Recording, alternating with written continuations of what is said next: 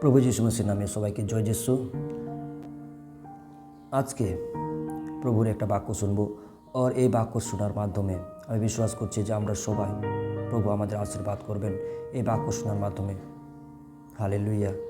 Bible থেকে আমরা পড়ব মথি-লিখিত সুসমাচার 25 अध्याय 13 पद। এরকম লেখা আছে, इसलिए जागते रहो क्योंकि तुम ना उस दिन को जानते हो और ना उस घड़ी को। हालेलुया। বাইবেল আমাদের বলছে যে প্রভু যীশু মসিহ খুব শীঘ্রই এই পৃথিবীতে আসবেন। প্রভু যীশু মসিহ খুব শীঘ্রই এই পৃথিবীতে আসবেন। তিনি এই পৃথিবীতে 2026 বছর আগে এসেছিলেন, আর তিনি সব পাপীদের জন্য তিনি রক্ত ক্রুশ কাটে ঝরিয়েছিলেন। আর সেই রক্তে এখন যে কেউ বিশ্বাস করবে সে পাপ থেকে কী হবে? মুক্তি হবে। সে পাপ থেকে মুক্তি পাবে। আর মুক্তি পাওয়ার পর যে প্রভু যীশু মসিহকে যেরকম বাইবেলে বলা আছে, প্রভু যীশু মসিহ যেরকম চলার জন্য আমাদের বলছেন সেরকমভাবে যদি আপনি চলেন, তাহলে অনন্ত জীবন, বাইবেল বলছে স্বর্গ রাজ্য আপনার জন্য প্রস্তুত করে রেখেছে প্রভু। সেই স্বর্গ রাজ্যে আপনার প্রভু যীশু আপনাকে নিয়ে যাবেন।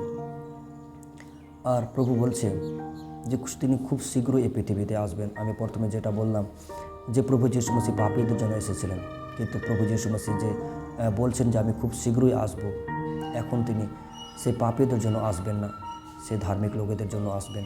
সে তার পবিত্র কালিসিয়া নেওয়ার জন্য, সেই পবিত্র লোকেদের জন্য এই পৃথিবীতে আসবেন, তাদেরকে নেওয়ার জন্য তিনি পৃথিবীতে আসবেন।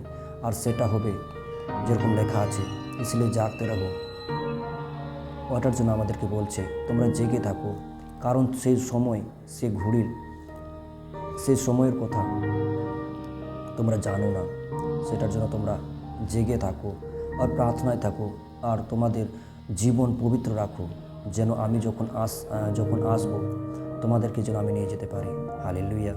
আর ওইটার জন্য বাইবেল আমাদের বলছে যে প্রভু যীশু মসিহ আমাদের নেওয়ার জন্য আসবেন, ধার্মিকদের নেওয়ার জন্য আসবেন, পাপীদের নেওয়ার জন্য আসবেন না। আর যখন যারা আমরা প্রভু যীশু মসিহকে বিশ্বাস করি, তিনি যখন আমাদেরকে নিয়ে যাবেন, পরে পৃথিবীতে আরও লোক থাকবে অনেকে যারা প্রভু যীশুকে বিশ্বাস করবে না আর সেরকম নিজেকে পবিত্র করে রাখবে না, তারা কিন্তু এই পৃথিবীতে থেকে যাবে। বাইবেল আমাদের বলছে, আর এই পৃথিবীতে অনেক সংকট, অনেক দুঃখ কষ্ট আসবে। তখন সবাই, বাইবেল আমাদের বলছে, যখন এই প্রভু যীশু আমাদের নেওয়ার জন্য আসবেন, তখন সবার চোখ খুলে যাবে যে সত্যি বাইবেল আমাদের যে কথাগুলো বাইবেল আমাদের বলেছে যে তিনি তার পবিত্র লোকেদের জন্য নেওয়ার জন্য আসবেন।